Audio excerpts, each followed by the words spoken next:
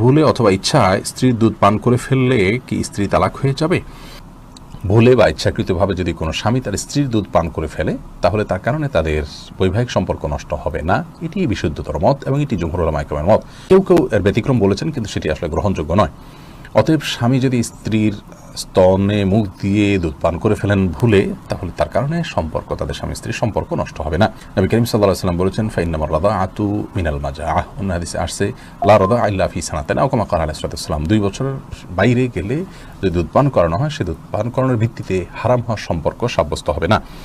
এবং এ বিষয়ে দুরুল মুখতারের মধ্যেও স্পষ্ট ফতোয়া রয়েছে। দুধ যদি অনিচ্ছাকৃতভাবে কারোর মুখে চলে যায় এবং সে পান করে ফেলে, তাহলে সেটা মানে ইচ্ছাকৃত যদি কেউ করে, তাহলে সেটা নাজায়েজ হবে, গুনাহের কথা হবে।